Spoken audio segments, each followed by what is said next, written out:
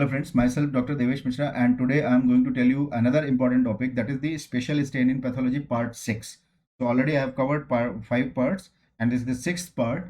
So this 6th part is about hematology stain. So let's start. In hematology stain, for routinely when we are going to use for peripheral smears, that is called Romanowski stain, right? Romanowski stain is a family of stain, right, which consists of these stains which you have to remember. So what are these? Giemsa stain, Jenner, Wright, Leishman. Right. So Romanowski stain is a family of stain which will be consisting of Giemsa, Jenner, Wright, Leishman. Right. And here what we have to remember, in general RBC will be looking red or orange color and background will be looking pale white in appearance. That is the simple way to identify the Romanowski stain. So I will show you just one picture. So now you can see this picture is the Romanowski stain, and in this you can notice that RBCs are looking pink or orange color or red or orange color, whatever, and background will be pale white, right? And we have to compare the normal RBC with the lymphocytes because both are having similar diameter. So now if you can see, this lymphocyte is equal to the diameter of the RBC. So when you compare both are together, both sizes are looking to equal. When you are comparing them together, that means it is a normal RBC, right, which is equivalent to the size of lymphocyte, right? So that is the Romanowski stain. Now in this Romanowski stain, number one, Giemsa staining. When you are using Giemsa stain, it is a very classical stain for the peripheral blood smear staining and for the bone marrow staining, right? So peripheral blood and bone marrow, we are going to use Giemsa stain. And in Giemsa stain, RBC and platelet will be looking pink in appearance. So now you can see RBC is looking pink. So platelet will be also looking pink like this. These are the RBCs, right? Lymphocytes will be looking sky blue cytoplasm. So now you can see lymphocyte will be having sky blue cytoplasm. You can see here, this is the sky blue cytoplasm, right? So these are the sky blue cytoplasm of the lymphocyte, right? Monocytes will be having pale blue. So if you look at the monocytes, right, so I will be showing you some of the monocyte here, right? If you look at this one, right, so you can see there is a pale blue cytoplasm. So pale blue cytoplasm is seen in the monocytes, right? And then leukocyte nuclear chromatin, if you see, they will be magenta color. So now you can see these are the nuclear chromatin. These are the nuclear chromatin which is looking magenta in appearance. So now you understand. So that is how you are going to identify the Giemsa stain, right? So Giemsa stain, RBC platelet pink color, RBC platelet pink color, lymphocyte cytoplasm is sky blue, and monocyte cytoplasm pale blue. Monocyte cytoplasm you can see pale blue, and leukocyte nuclear chromatin will be looking magenta color. So you can see all this leukocyte chromatin is looking magenta color. So that is the Giemsa stain, right? Coming to the special stain for reticulocyte. Reticulocyte, see, we can stain them with Romanowski or Giemsa stain. So please remember this point. You can see these are the purplish appearance of the RBCs. So these are the two RBCs, actually these are the reticulocytes. So these are the two reticulocytes which we are seeing on the Giemsa staining, right? So reticulocytes on Giemsa stain will be looking like this. But remember, this is non-specific, right? We cannot clearly say that this is the reticulocyte only, right? So how we can confirm? So reticulocyte can be confirmed by the special staining that is called the supravital staining, right? That is known as new methylene blue stain and brilliant crescel blue stain. So these are the two supravital stain where you are going to see the reticulum-like structure will be prominent, which is made up of RNA, right? So now you can see these are the reticulum like structures. So many crisscross structures are there. So these are the reticulum like structure. That is why the name is reticulocyte, and these reticulum like structure is made up of RNA which can be stained by two supravital stains. So remember, these are the two supravital stain, and out of these two, best one is the new methylene blue. So best supravital stain for reticulocyte staining is new methylene blue, right? So they are called supravital because we are staining live RBCs. We are collecting blood sample in a test tube. Then we are adding this sample. Then we are adding this stain, because in this test tube blood, plasma protein, everything is there. So RBCs are alive, and on that we are adding the new methylene blue or brilliant crescel blue, and then we are keeping them in hot bath for 20 minutes, and then we are spreading them on the slide. So that is why these are called as supravital stain.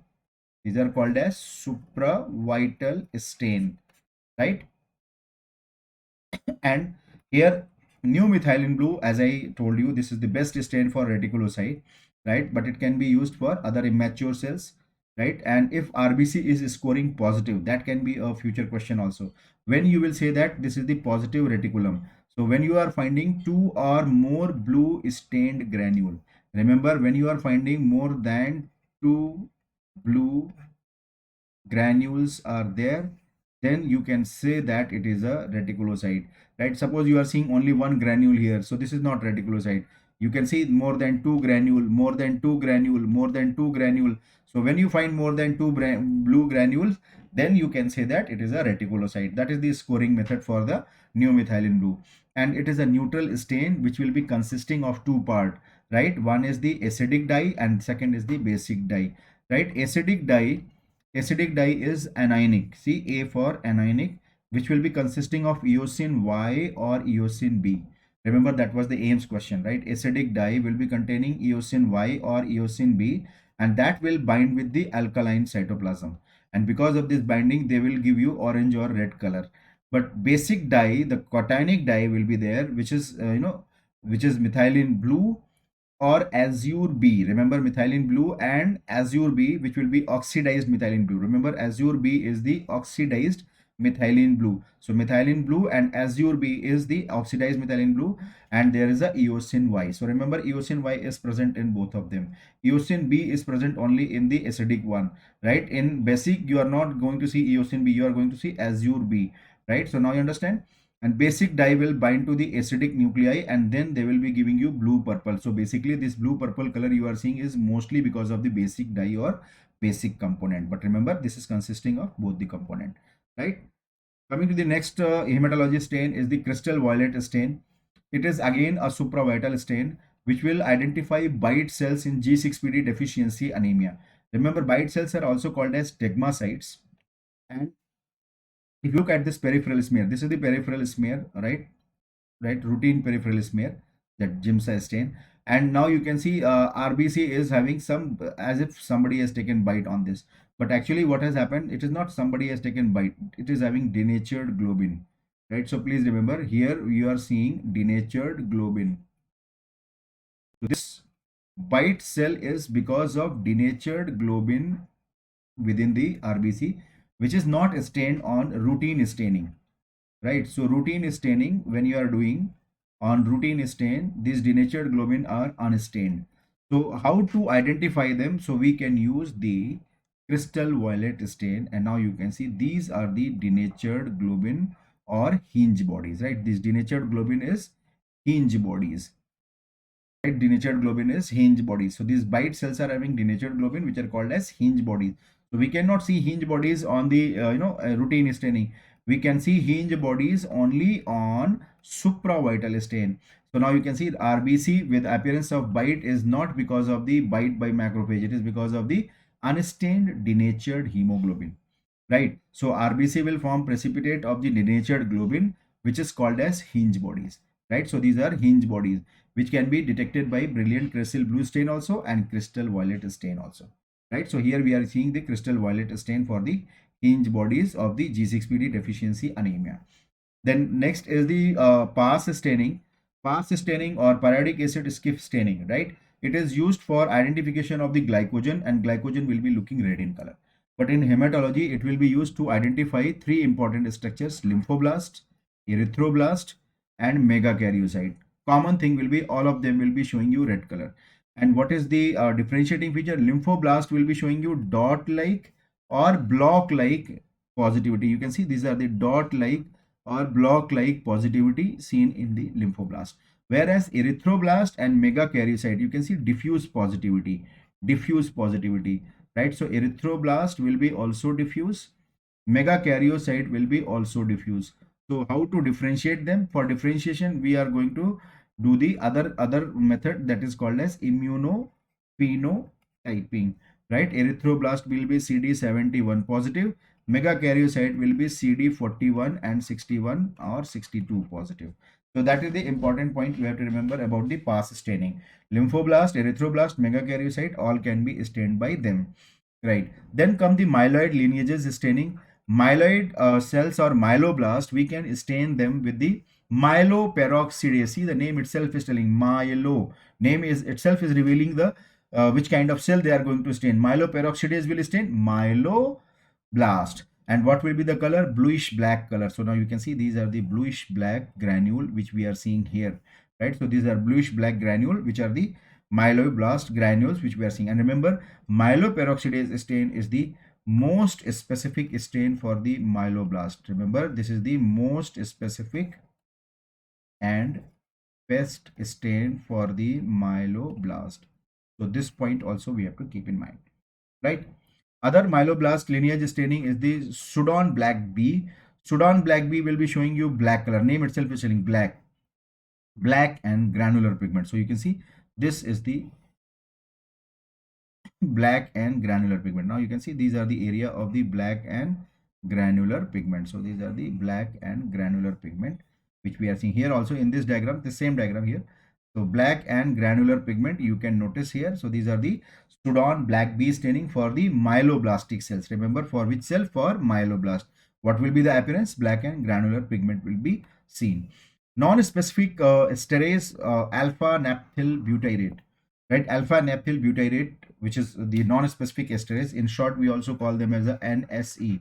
So non-specific esterase is usually for the staining of the monocytic cell. And now you can see monocytic cell cytoplasm is looking red-brown in appearance. Can you see? These are the red-brown appearance. So cytoplasm is looking red-brown in appearance in the non-specific esterase staining, right?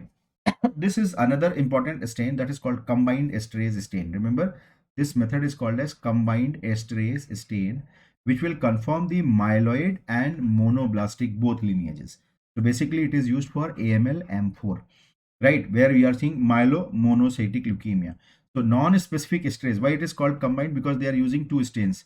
Number one is non-specific esterase, number two is chloroacetate esterase or a specific stain, right? Non-specific esterase for monocyte.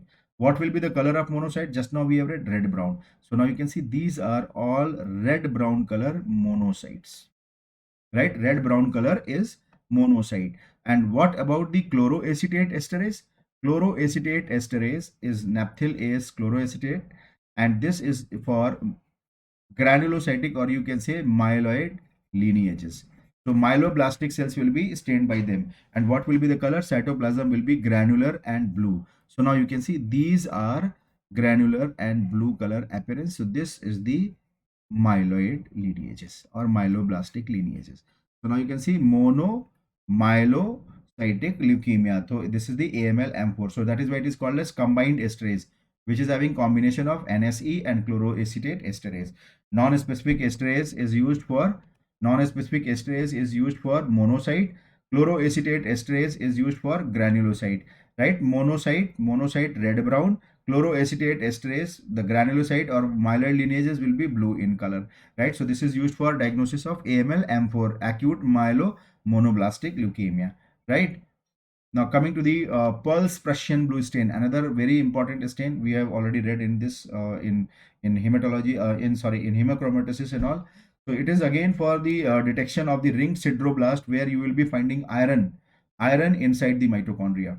And what is the characteristic? Blue color perinuclear. Can you see blue color perinuclear arrangement of the iron granule? You can see in the Pearl's Prussian blue staining. So where you can find this? Where you can apply this? In myelodysplastic syndrome, sideroblastic anemia, and for lead poisoning, right? And this one is the TRAP stain, tartrate resistant acid phosphatase. Tartrate resistant acid phosphatase is used for hairy cell leukemia diagnosis, right? And here tumor cells will be showing you red dots. Now you can see red dots are visible. So these are the tartrate resistant acid phosphatase. So red dots are positive. So these are the tartrate resistant acid phosphatase for the hairy cell leukemia diagnosis. So thank you so much to all of you for listening. And if you want to subscribe my entire lecture, you can subscribe at my website, that is the idpma.com in, and this is having more than 96 hours of the lectures which you can see, and of the entire pathology based on the Robbins. And this one is for book, and for my notes you can purchase it from my publication, that is devanshpublications.com. And it is good to stay tuned with me on my YouTube, because I am going to take many live lectures here. So subscribe this and press the bell icon so that you can be notified whenever I am going to have a live lecture on my YouTube channel for the INRCT exam or for NEET PG or for FMG or for any other exam. And this is Telegram group where you can see my this recorded video PDF, which will be easy for you to revise. Thank you so much to all of you and best wishes for your exam.